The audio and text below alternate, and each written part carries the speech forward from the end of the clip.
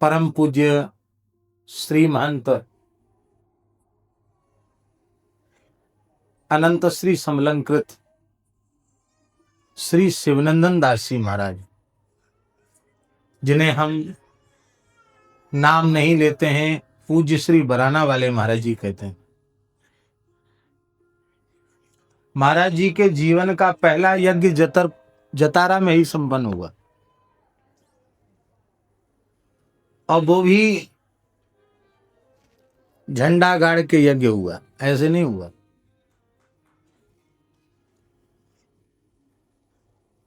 बराना में मुरली मनोहर भगवान का जो मंदिर है,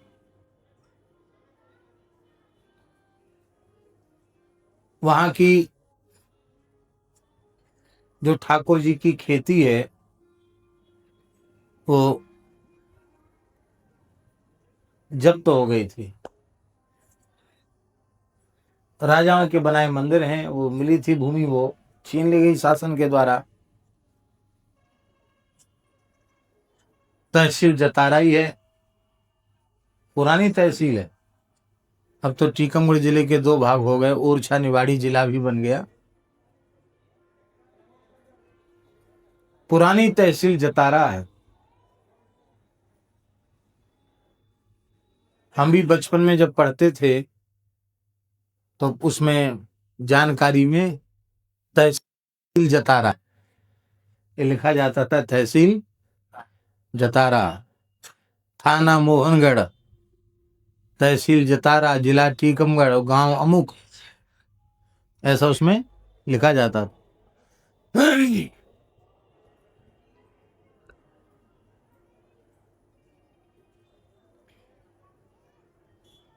तो यहाँ के तहसीलदार ने महाराज जी को कुछ कड़ुआ बोल दिया, बराना वाले महाराज जी। अरे बोले, महात्मा लोग मांगते खाते हैं, आपके कोई लड़के बच्चे हैं, क्या करोगे जमीन जायदाद का? अयोध्या में भजन करो, क्योंकि बिना मांगे उपदेश तो सब देते ही हैं।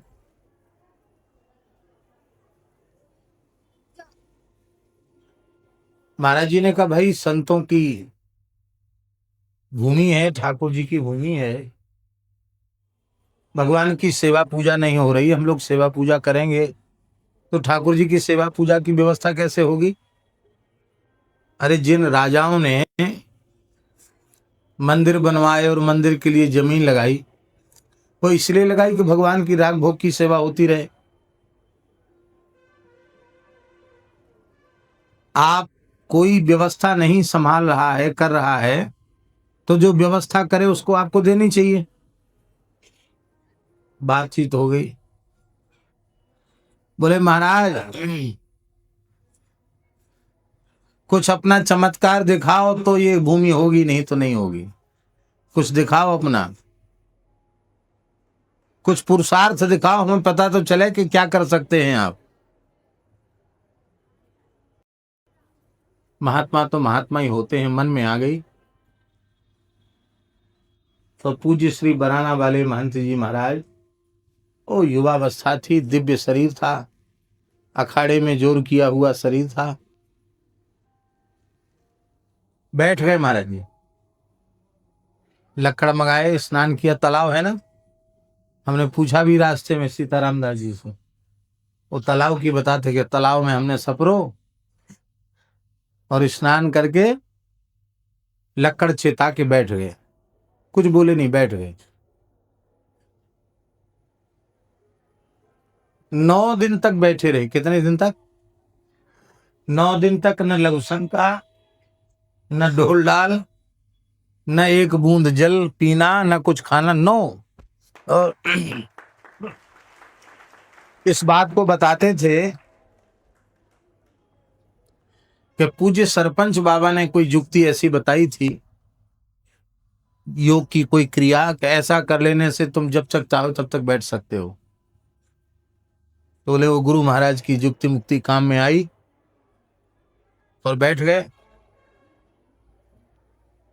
अब लोग आना जाना शुरू, को बाबा जी बैठ गए, कुछ खाते पीते नहीं, अनशन ले लिया। धीरे धीरे जनता इकट्ठी होने लगी। ऑफिसर भी आने लगे, तहसीलदार भी आया। महाराज उठो, बोलते किसी से नहीं। 5-7 दिन बाद तो जतारा जतारा नगर की महात्माओं ने भी बनाना बंद कर दिए। बोले महात्मा भूखा मर रहा है और तुम लोग सब कुछ नहीं कर रहे हो, जाओ रोटी नहीं बनेगी। हड़ताल चूल्हा चक्की का।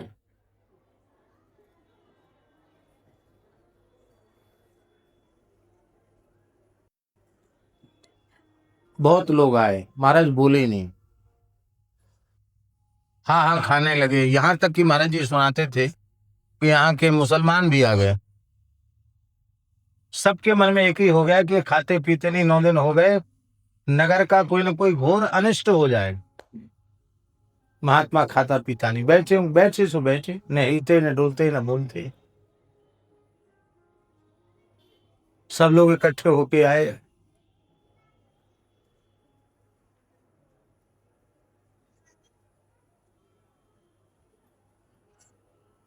सन मुझे स्मरण नहीं, रामानंद दास जी को स्मरण होगा। किस सन की बात है?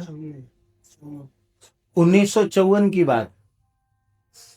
कब की बात है? 1954 की। सब रोने लगे, हाहा खाने लगे।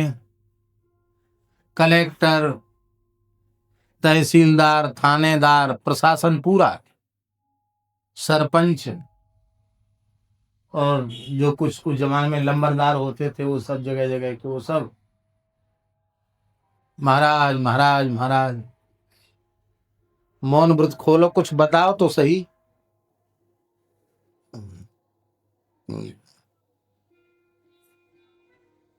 उठो महाराज उठो। तो महाराज बोले कि 10 सेर दही लाओ। क्या कहा? बढ़िया गैया का दही लाओ 10 सेर। तौल के 10 सेर दही आ गया।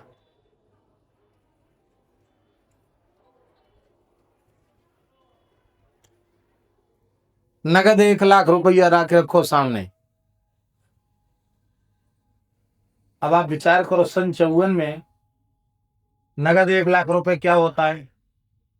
तो महाराज क्या कह रहा हूं महाराज, 1 लाख रुपया कहाँ से आएगा? तो बस हो गया, पर ले जाओ दही वही ले जाओ।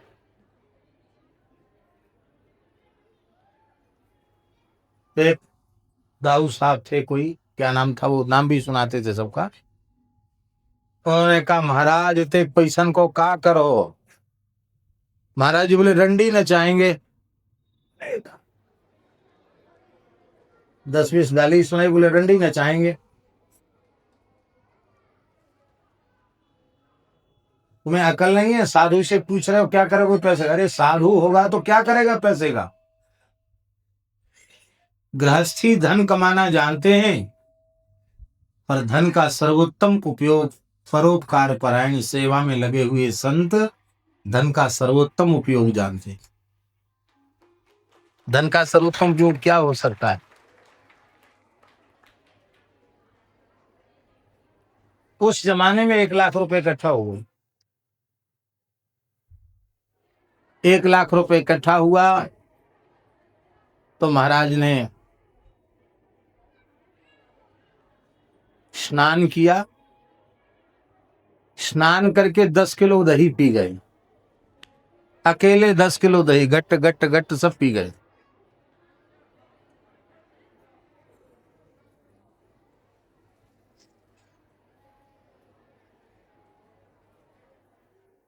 शक्कर डाल के फेंट फाट के सब दही पी गए। फिर यज्ञ हुआ। कहते कि जैसे यज्ञ की का झंडा गड़ा तो कोई हनुमान जी का शायद मंदिर भी है, क्या है हमें तो भूल गया, बहुत पहले सुनाते थे। तालाब पे कोई हनुमान जी का मंदिर है। हाँ, कोई बाल रूप हनुमान जी भी हैं क्या? तो उन्होंने कहा महाराज जी ने कि जैसी ध्वजा गड़ी तो रात्रि को खेलते हुए बाल रूप हनुमान जी का दर्शन हुआ। हनुमान जी किलकारी भर रहे हैं, बाल रूप हनुमान जी हैं, बड़े सुंदर स्वरूप में। कहते फिर कार्यक्रम के नाम पर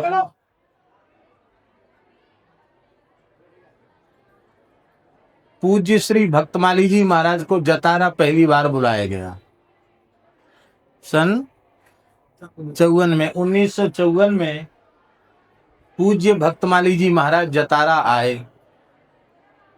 पंडित श्री अखिलेश्वर दास जी महाराज वो मुख्य व्यास बनकर यहाँ आए कथा, और प्रवचन का मंच पूज्य भक्तमाली जी महाराज ने संभाला। अयोध्या से बहुत महापुरुष आए थे और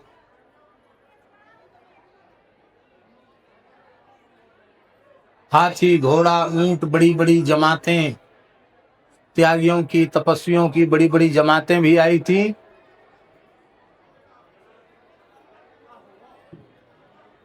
रासलीला आई थी, बहुत ध्यान से सुने, रास मंडली आई थी। स्वामी राम स्वरूप जी के पिताजी मेघ श्याम जी महाराज वो स्वामी थे, राजधारी थे इसी जतारा में। मथुरा के चौबों की रामलीला मंडली आई थी और सुनाते थे कि दिन भर और रात भर कार्यक्रम चलता था।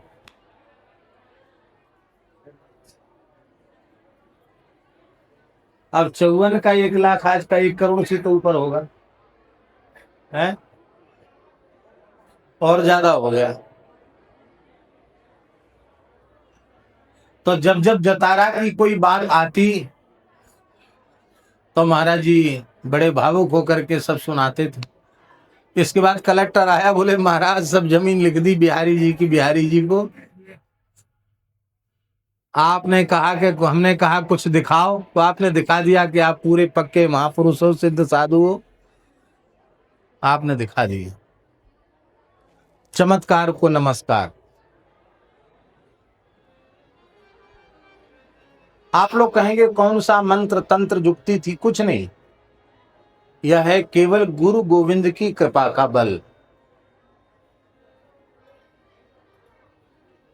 क्या अंगद जी में ये सामर्थ्य थी कि त्रिलोक विजयी रावण के सभा में अपना चरण रोक दें और इतनी बड़ी शर्त लगा दें, सुनो राम सीता में हारी, फिर राम सीता में हारी, इतनी बड़ी शर्त लगा देना?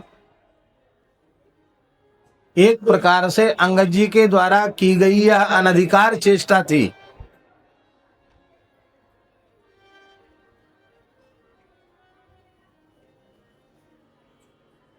मर्यादा का अतिक्रमण था। तो मर्यादा पुरुषोत्तम के सेवक ने मर्यादा का अतिक्रमण क्यों किया? देखो, क्रिया का निर्धारण उसके प्रयोजन का विचार करके किया जाता है। क्रिया उत्तम है या अधम है, ये निश्चय उसके प्रयोजन का विचार करके किया जाएगा।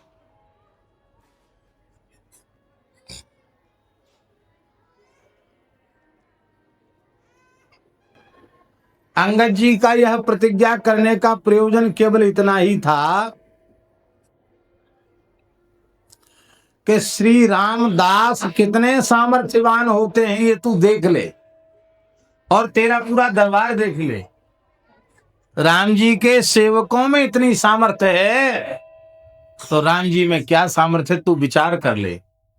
तो राम जी की महिमा, राम जी की गरिमा, राम जी की अनंत शक्ति, सामर्थ्य, बल, ऐश्वर्य, उन सब को बोध कराने के लिए उन्होंने ऐसा कहा। राम प्रताप सुमिर मन माए। राम प्रताप को स्थापित करने के लिए उन्होंने ऐसा किया। इसलिए मर्यादा के अतिक्रमण के जैसा कार्य दिखने पर भी मर्यादा का अतिक्रमण नहीं हुआ।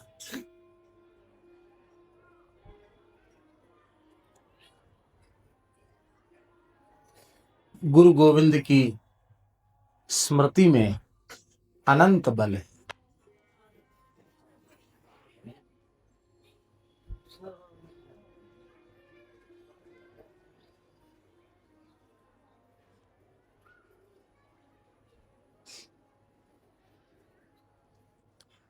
ऐसे जतारा नगर में आकर आप सबकी श्रद्धा भावना देखकर हम बड़े प्रसन्न हैं।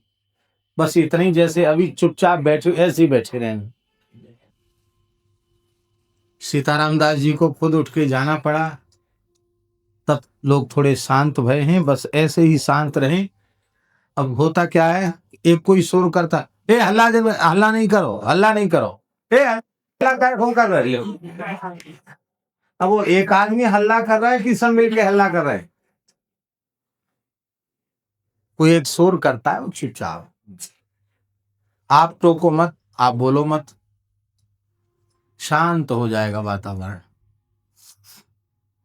तो भागवत की कथा भी होनी है और पूर्णा होती है, बहुत सी कथा विशिष्ट भी होगी।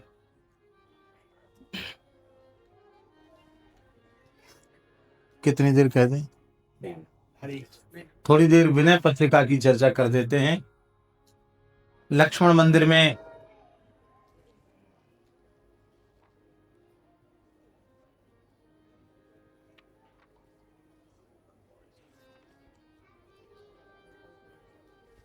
पद संख्या 133 का केवल प्रथम चरण ही हुआ था। इसमें 5 छंद हैं, पहला हुआ था, उसी की थोड़ी संक्षिप्त चर्चा कर देते हैं, जिसमें एक क्रम भी बना रहेगा। पर बात इतनी सी है कि एकदम शांत होकर के श्रवण करना, तभी आपको लाभ मिलेगा। आप लोग कितने भाग्यशाली हैं। इस युग में एक महात्मा का दर्शन दुर्लभ है, पूरा मंच महात्माओं से भरा हुआ है।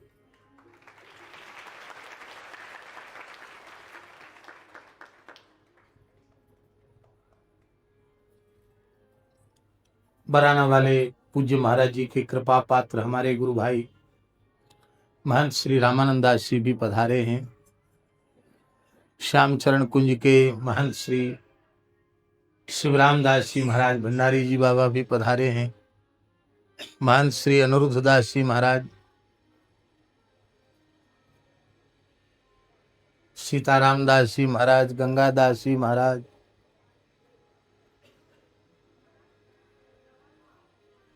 खूब संत आए।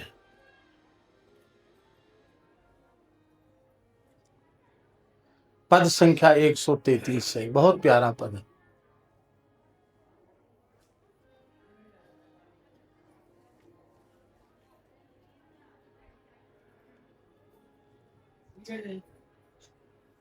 तो सो फिरे फिरे हित प्रिय पुनीत सत्य वचन कर, तो सो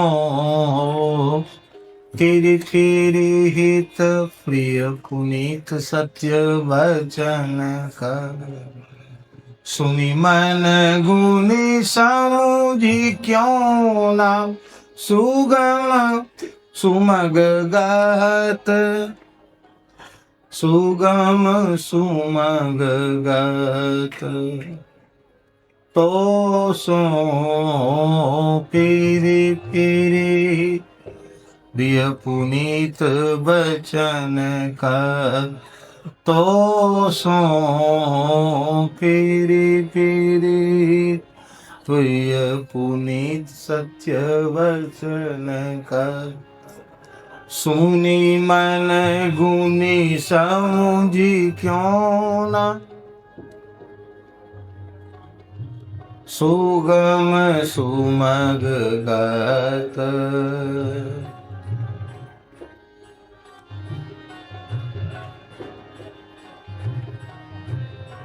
छोटो बड़ो खोटो खरो जग जो जानत,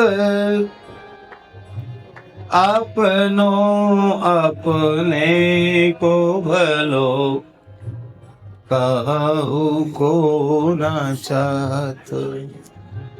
विधि लगी लघु कीट अवधि सुख सुखी दुख दात। पशु लो पशुपाल ईश बांधत छोरत नाथ।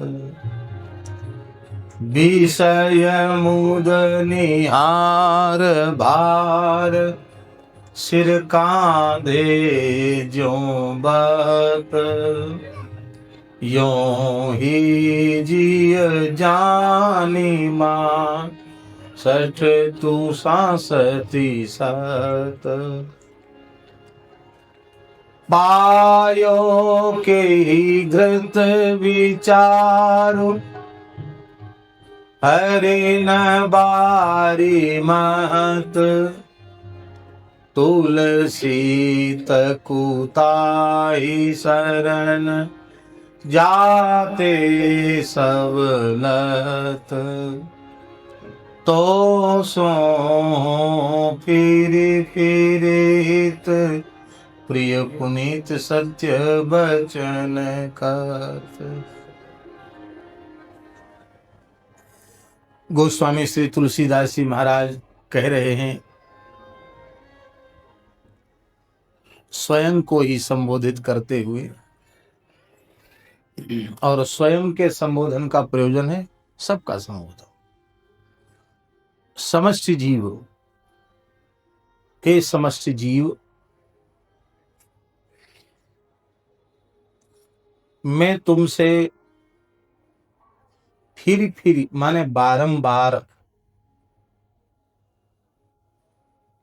हितकारी वचन कह रहा। देखो, अच्छी बातें हमारे जीवन में कितनी असर कर पा रही हैं,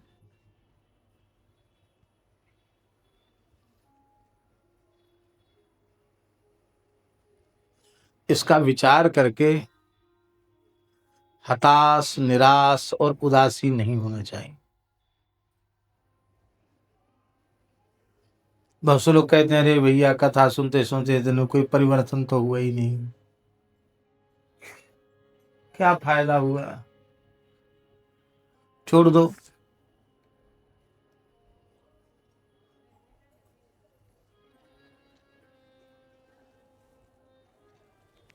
यह जो तुम्हारे चित्त में ग्लानि की अनुभूति हो रही है कि हमसे कुछ नहीं हुआ, यह अनुभूति भी कथा सुनने के कारण हो रही है। हम अच्छी बात नहीं मान पा रहे हैं, हम अपने चरित्र को, हम अपने स्वभाव को, हम अपने जीवन को नहीं बदल पा रहे हैं। ये जो ग्लानि है, ये सत्संग करने के ही कारण हो रही है, अच्छी बातों को सुनने के कारण हो रही है ग्लानि। और जब तक भीतर से ग्लानि नहीं होगी, तब तक हमारे जीवन में सुधार नहीं होगा। हमें अपने किए हुए का पश्चाताप होना चाहिए, ग्लानि होनी चाहिए। हम अपराध स्वीकार करें, पहले तो अपराध स्वीकार करें तो उसकी ग्लानि होगी, पश्चाताप होगा, फिर उसका प्रायश्चित्त भी होगा। वह दोष फिर रहेगा नहीं। इसलिए भगवान की कथा सुनना, सत्संग में जाना किसी भी अंश में वह लाभकारी नहीं है, ये बात नहीं कही जा सकती। वो सदा सर्वदा लाभकारी ही है। एक लाभ तो प्रत्यक्ष देख लो, वो तो नगद मिल गया। जितनी देर कथा में बैठे उतनी देर झूठ बोलने से बच गए। लड़ाई झगड़े से बच गए, दुर्व्यसनों से बच गए, छल कपट पाखंड दंभ से बच गए, शांति से एक जगह बैठ गए। इतना लाभ तो तुरंत हो गया।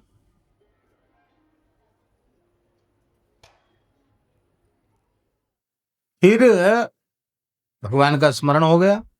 समाज का कौन सा ऐसा वर्ग है जो इससे लाभान्वित ना हो? सब लाभान्वित होते हैं, हानि किसी की नहीं। लोग कहते कथाओं से क्या फायदा है? अरे हम पूछते क्या हानि है? हानि बताओ। क्या फायदा कहने वाले लोग हानि नहीं बता पाएंगे, और हम सैकड़ों लाभ बता सकते हैं कि कथा से क्या क्या लाभ।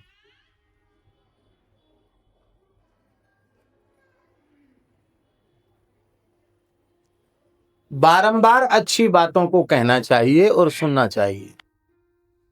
क्यों सुनना चाहिए, कहना चाहिए?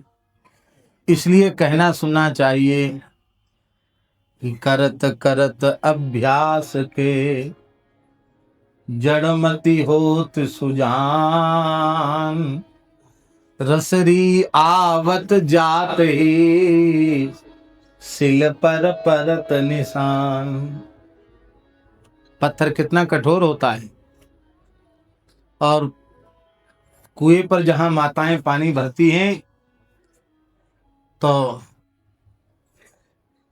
पहले तो बुंदेलखंड में जो कुआं होते थे चोपड़ा, तो चटेल रखी रहती थी, चटेल मोटी मोटी चट्टान, उसमें भी इतने गहरे गहरे तक छिद्र हो जाते थे, चिन्ह पड़ जाते। वज्र जैसी शिला में चिन्ह पड़ सकता है अभ्यास के कारण, रगड़ के कारण।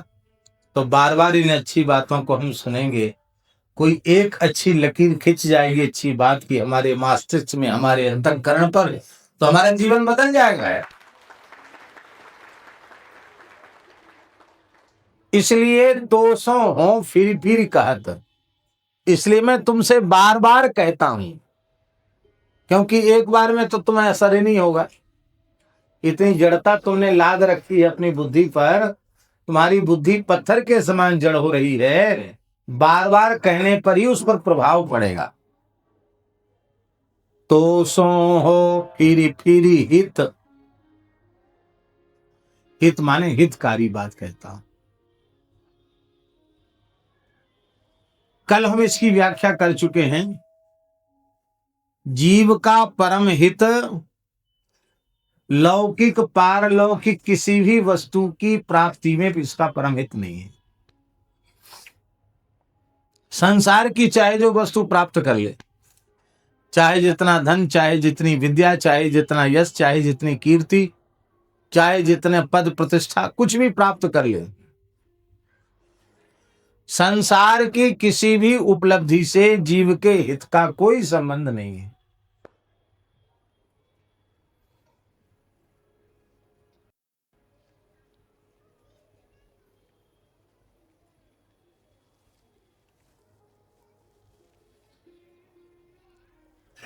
ऋषभ देव जी के पुत्र राजर्षि भरत जी को थोड़ा अहंकार हो गया कि मैं इतना शीलवान, गुणवान, धर्मनिष्ठ हूं, यशस्वी हूं कि मेरे नाम से इस देश का नाम बदल गया। पहले इस देश का नाम था अजनाभ वर्ष, और राजर्षि ऋषभ देव जी के पुत्र भरत जी के नाम से भागवत जी में लिखा है यत आरभ्य भारत मिति व्यपदिशन्ति। उनके राज्यकाल से इस देश का नाम भारतवर्ष पड़ा। 1 करोड़ वर्ष तक शासन किया था उन्होंने। कितने वर्ष तक? 1 करोड़ वर्ष तक शासन किया था। पूरे सप्तद्वीपवती पृथ्वी के एक छत्र सम्राट के रूप में। मन में फूले नहीं समा रहे थे कि मेरे नाम से भारतवर्ष हो गया। भगवान ने प्रेरणा की, नारद जी पधारे, सत्संग होने लग गया। महाराज धन्य है, आपकी कीर्ति ने तो देश का नाम ही बदल दिया। कहाँ अजनाभ वर्ष था, अब भारत वर्ष हो गया। बोले हाँ महाराज, आपकी कृपा है, आपका ही प्रभाव है। फिर धीरे धीरे कहीं न कहीं छुपी हुई प्रशंसा की बात तो उजागर हो ही जाती है।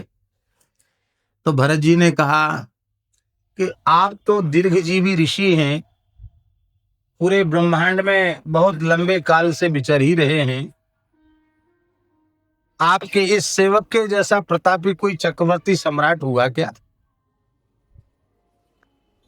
था उनका भीतर का अहंकार ही। नारद जी हंसने लगे, बोले वो समय तो पता नहीं है, कितना लंबा समय बीत गया, कितनी बार सृष्टि बनी बिगड़ी। एक बात जरूर हमने अपने पिता ब्रह्मा जी से सुनी है कि जो संत दीपवती पृथ्वी का एक छत्र सम्राट होता है, उसका नाम सुमेरु पर्वत पर लिख दिया जाता है। तो अब तक कितने चक्रवर्ती सम्राट हुए, उनमें सबसे श्रेष्ठ कौन है, इसका परिचय तो, इसका पता तो वहां जाने के बाद ही लगेगा। वहां जाके देख के आओ। वो सोचते थे कि हमारा नाम तो सबसे ऊपर होगा, और वहां गए तो लाखों नाम लिखे थे चक्रवर्ती सम्राटों के, लाखों नाम। उनमें सबसे नीचे किनारे में इतने से कोने में सम्राट भरत ऐसा लिखा था। सोई उनका अहंकार खत्म हो गया। और जहु युवई व मलवदुत्तम श्लोक लालसा, भगवत दर्शन की व्याकुलता जगी और मल के समान राज्य को त्याग करके शालिग्राम क्षेत्र में भजन करने चले गए भरत जी महाराज।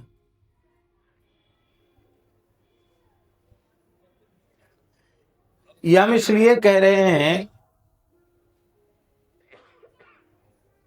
कि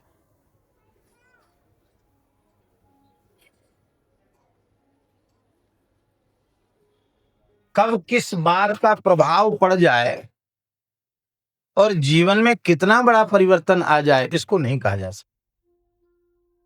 इसलिए फिर ही कहा, बार बार कहता हूं और हितकारी बात कहता हूं।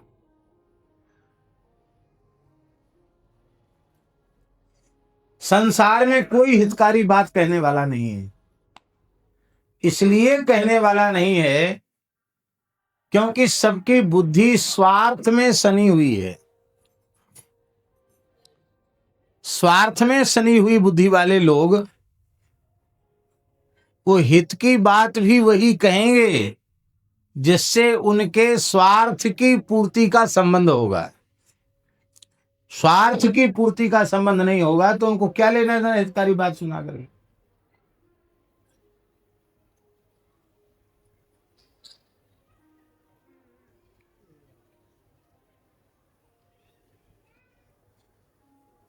सुर नर मुनि सब के यह रीति, स्वार्थ लाग करहीं सब प्रीति।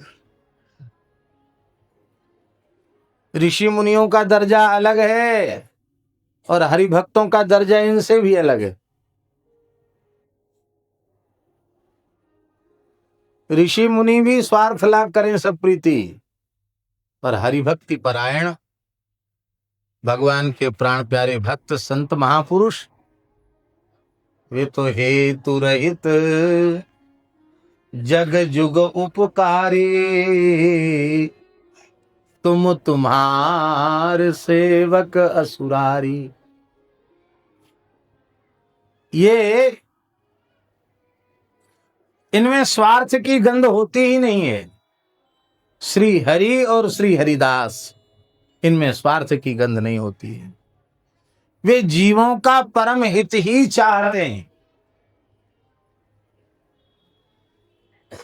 इसलिए भैया हितकारी बात तो हरि, गुरु और संत, इन तीन के द्वारा ही बताई जा सकती है, चौथा कोई नहीं है। माता पिता अपनी संतान के हितैषी होते हैं, इसमें कोई संदेह नहीं है। माता पिता के जैसा संतान का हित चाहने वाला संसार में और कौन होगा। माता पिता का समादर सदा करना चाहिए, किसी भी परिस्थिति में माता पिता का तिरस्कार नहीं करना चाहिए। माता पिता के चरणों में अगाध श्रद्धा भक्ति रखनी चाहिए। और हमें संसार में जो कुछ मिला है वो माता पिता के आशीर्वाद से, उनकी कृपा से मिला है। इस भाव से उनके प्रति सदा कृतज्ञ भी रहना चाहिए। लेकिन जो बात हम कहना चाहते हैं, माता पिता भी जो हितकारी बात अपनी संतान को बताते हैं, वो हितकारी बात वस्तुतः हितकारी नहीं होती है, क्योंकि उसका संबंध भी संसार से ही रहता है। मैया बाप क्या कहेंगे,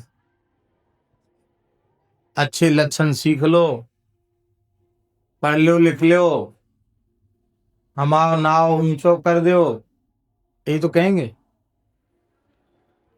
हमारा नाव ऊंचो होए, अच्छी नौकरी लग जाए, ब्याह हो जाए, नाती नता हो जाए, अरे कछु धंधो पानू कर लो। इसका मतलब उनका हित भी इतना ही है। मातु पिता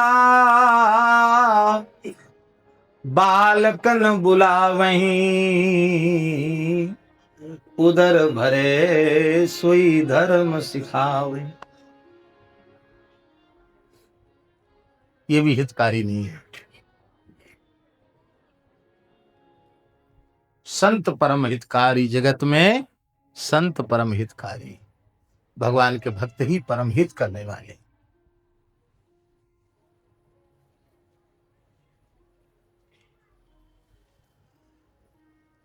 बंदूक की गोली भले ही व्यर्थ चली जाए, पर संत की बोली व्यर्थ नहीं जाती।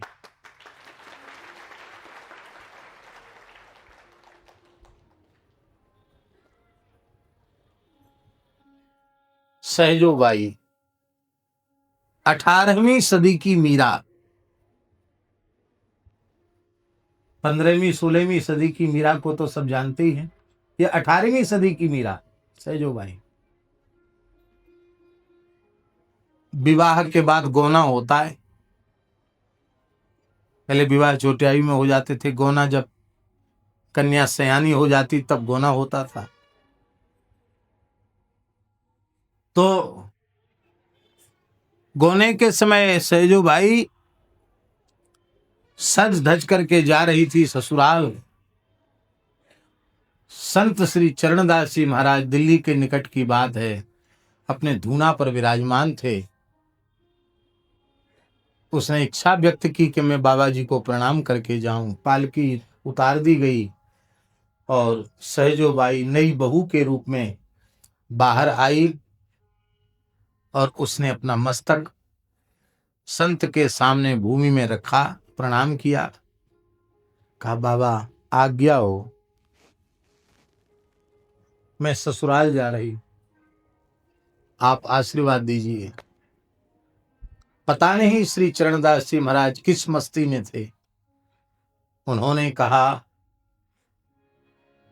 जाना है रहना नहीं, जाना है रहना नहीं,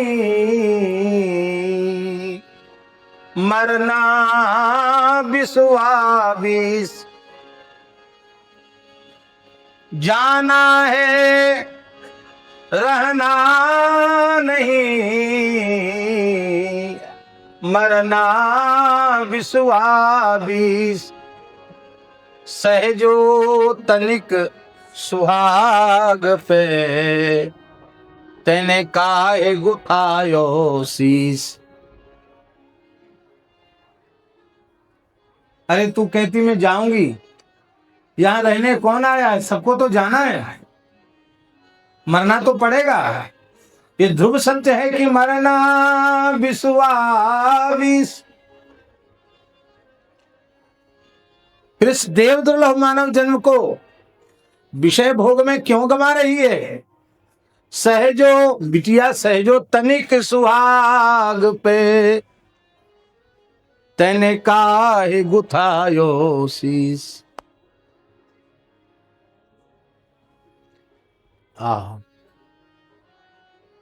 इतनी सी बात से सहजो बाई का जीवन बदल गया। चरण दास सदगुरु मिले, सहजो शिष्य सुजान, एक शब्द में मिट गई सबरी खेचातान। उसने रोकर के कहा, बाबा अब तो यह जीवन राम जी के चरणों में न्यौछावर है। अब ठाकुर जी की विचित्र लीला, जो दुल्हा था वो घोड़े पर बैठा था, पता नहीं कैसे घोड़ा बिचक गया और बिचक कर घोड़ा संभलने में नहीं आया, एक पेड़ से टकराया और दूल्हे का मस्तक भी पेड़ से टकराया। दूल्हा और घोड़ा दोनों ही समाप्त हो गए। और सहजो बाई महान सिद्ध संत हुई।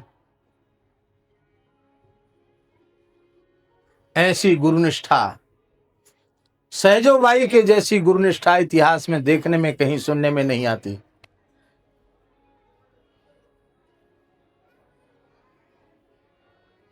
एक पद में कहती, गुरु न तजू हरि को तज डारूं, श्री गुरु सम नहीं हरि न विचारूं। वो कहती है कि ठाकुर जी और गुरु जी दोनों एक साथ खड़े हों और हमसे पूछा जाए कि एक का चुनाव करो, तो गुरु जी को नहीं छोड़ूंगी, भगवान को त्याग दूंगी, पर गुरु जी को नहीं त्यागूंगी। ऐसी गुरुनिष्ठा, अद्भुत गुरुनिष्ठा।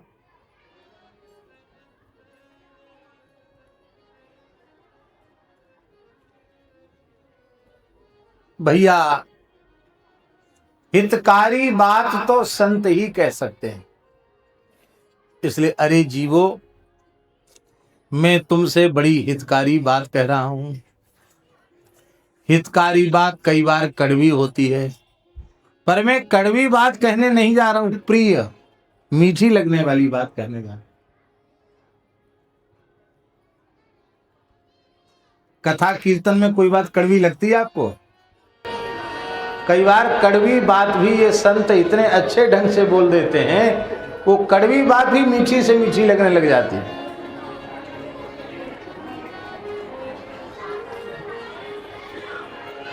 मैं हितकारी बात कह रहा हूं, प्रिय लगने वाली बात कह रहा हूं, और पुनीत पवित्र बात कह रहा हूं।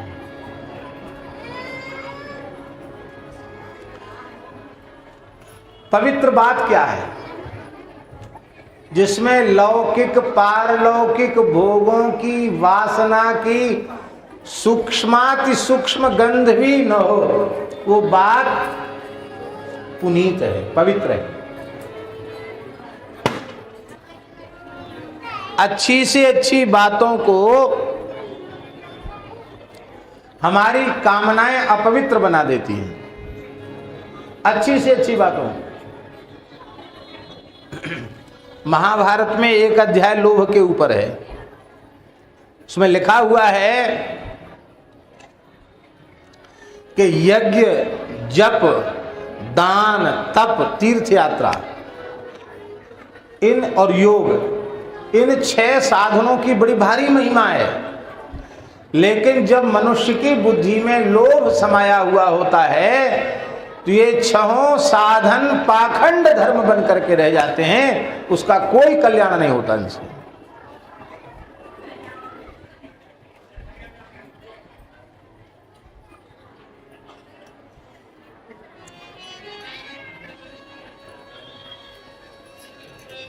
यदि इनके अनुष्ठान के समय हमारी कोई लौकिक वासना है, तो लोभ है, किसी चीज का लोभ है तो, क्योंकि लोभ है सर्व पाप को मूल, सारे पापों की जड़ लोभ है।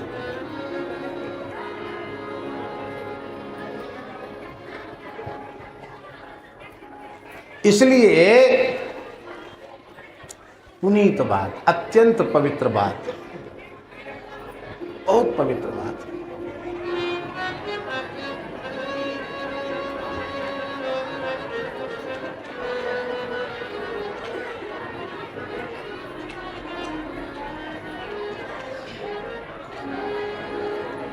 तीसरा विशेषण दिया है, पहला विशेषण है हित, दूसरा विशेषण है प्रिय, तीसरा विशेषण है पुनीत और चौथा विशेषण है सत्य।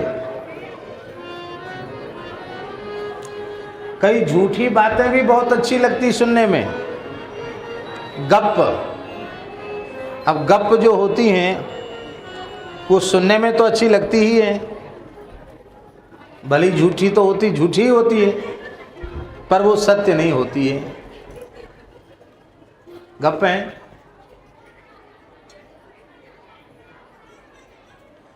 तो मैं तुमसे हितकारी बात कह रहा हूं, प्रिय लगने वाली बात कह रहा हूं, पवित्र बात कह रहा हूं और सत्य बात कह रहा हूं। और मैं कह क्या रहा हूं? सुनी, मन, गुनी, समूझी। तूने सुना है, उन सत्य बातों को तूने सुना है, मनन भी किया है, गुना भी है, समझा भी है। लेकिन सुनने के बाद भी, मनन करने के बाद भी, निधिध्यासन करने के बाद भी, समझ लेने के बाद भी आश्चर्य है, इतना सुगम और इतना सरल जो प्रभु प्राप्ति का मार्ग है, भगवत प्राप्ति का मार्ग है, जीव के कल्याण का सहज मार्ग है, राजमार्ग है भगवत प्राप्ति का, भागवत धर्म। इस भागवत धर्म के पथ का पथिक तू क्यों नहीं बन रहा है?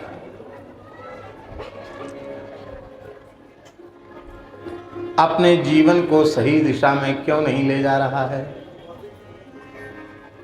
यही स्थिति हम लोगों की है। सुनते भी हैं, सुनाते भी हैं, मनन भी करते हैं, गुनते भी हैं, समझते भी हैं विषय को बढ़िया से, लेकिन जा रहे हैं भोगों की दिशा में, जा रहे हैं मान बढ़ाई, पद प्रतिष्ठा के मार्ग पर। हम ईमानदारी से भगवत प्राप्ति के पथ के पथिक नहीं बन पाए।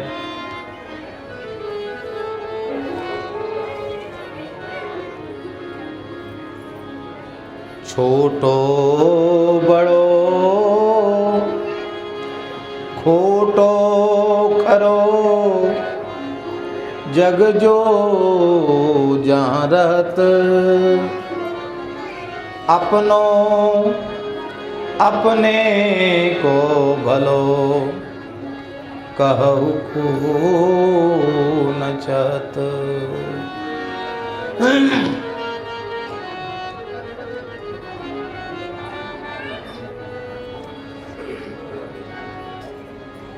संसार में छोटे से छोटा व्यक्ति, तुच्छ से तुच्छ व्यक्ति, बड़े से बड़ा व्यक्ति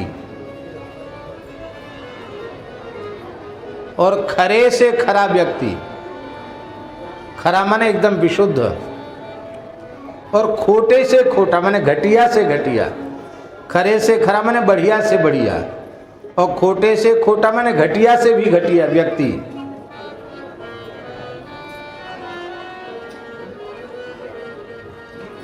जो जहां अपने प्रारब्ध कर्म का भोग करने के लिए संसार में व्यवहार कर रहा है, वह भी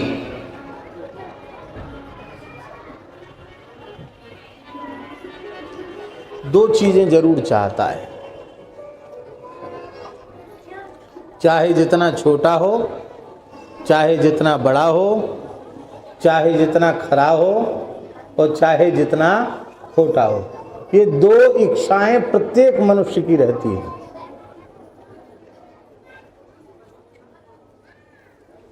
अपना भला हो और अपनों का भला हो। क्या?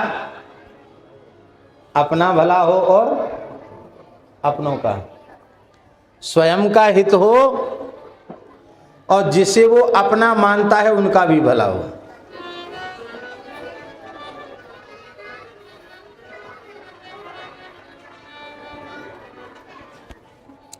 भगवान के सामने कहता जरूर है, हे भगवान सबको भलो करियो, ऊ के पीछे हमाओ भलो करियो।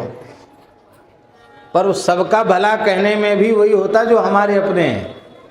भगवान खुल के पूछें कि जिससे तुम्हारी लड़ाई चल रही है उसका भी भला करें, अरे नहीं नहीं उनका भला नहीं करना, उनका तो बुरे से बुरा करो, वहां हमारी पुल पट्टी खुल जाएगी। हम सबका भला नहीं चाहते, अपना भला चाहते हैं और अपनों का भला चाहते हैं। भैया अपना भला भी भगवान के भजन में है।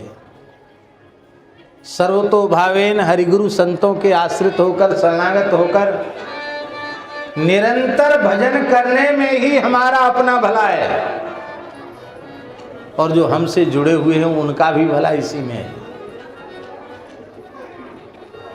इसलिए गोस्वामी जी ने कहा, राम ही भजहि ते चतुर नर। जो भगवान का भजन करते हैं वे ही चतुर हैं।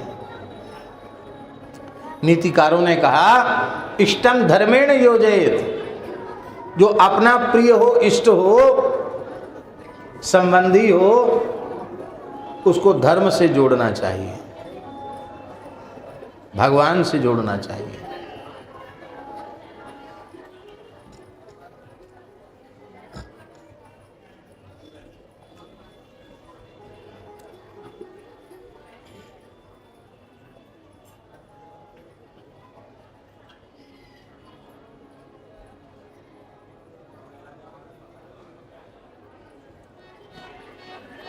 हमारे पूज्य गुरुदेव भक्तमाली जी महाराज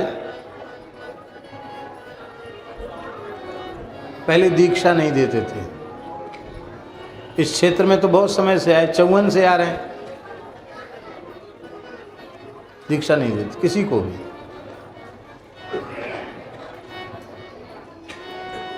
बहुत आग्रह था गांव के लोगों का, महाराज हमारे गांव के दुबे जी हैं, इनको दीक्षा दे दो।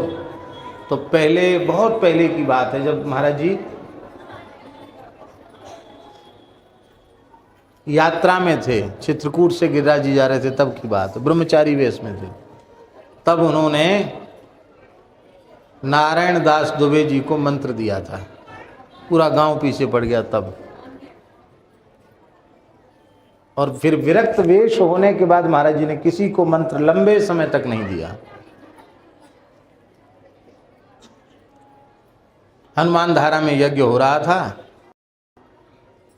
सन 62 की बात है या 68 की बात है, पता नहीं, 62 की बात होगी। उस यज्ञ में पूज्य बराना वाले महाराज जी की ही सन्निधि में वो यज्ञ हो रहा था।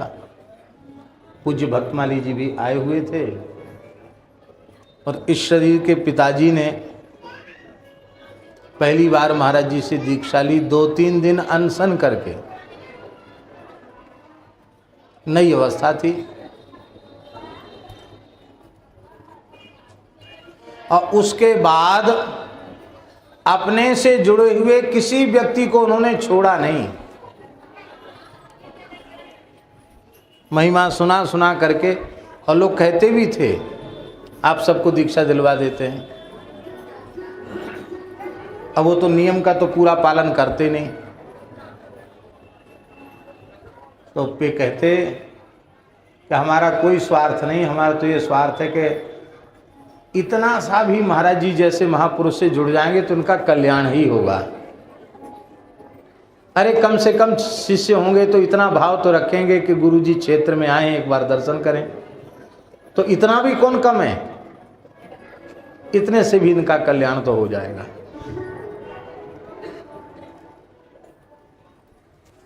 तो महाराज जी इस बात को कहते थे कभी कई बार एकांत में, कहते थे राम स्वरूप जी ने सैकड़ों लोगों को भगवान का शरणागत बना दिया, ये बात कहते थे महाराज जी। रिछारिया जी के यहाँ दीक्षा हो रही थी बमोहरी में, तो कहा कुछ कहिए महाराज जी उपदेश। तो महाराज जी बोले, हम थे उसमें, महाराज जी बोले हमें बहुत लोभ है दीक्षा देने में। क्यों? बोले पहले तो हम दीक्षा नहीं देते, तब लोभ आ गया है दीक्षा देने का। क्यों? कहते हम सोचते हैं कि अनेक होंगे तो उनमें कोई न कोई एक तो राम स्वरूप की जी के जैसा निकल जाएगा जो असंख्यों जीवों को भगवत शरणागत बना देगा। ये बात महाराज जी ने कही। भैया अपना भला भी भगवान की शरण ग्रहण करने में है और अपनों का भला भी भगवान की शरण ग्रहण करने में है। हम पहले स्वयं भगवान के हो जाएं, फिर अपने बेटा बेटी भाई बहन बंधु नातेदार रिश्तेदार इष्ट मित्र सबको ठाकुर जी से जोड़ दें। अरे इष्ट मित्र नहीं, हम तो कहेंगे तुमसे घोर शत्रुता रखता हो उसके लिए भी प्रार्थना करो कि हे रघुनाथ जी इसको भी अपना लो। है? भक्त का मित्र धन्य होगा तो भक्त का शत्रु अधन्य क्यों रह जाए? भक्त का शत्रु भी धन्य होना चाहिए। भक्त से संबंध जुड़ गया और किसी चीज में भलाई नहीं है। भजन संग्रह है क्या? नहीं। करुण पुकार है? नहीं रहे।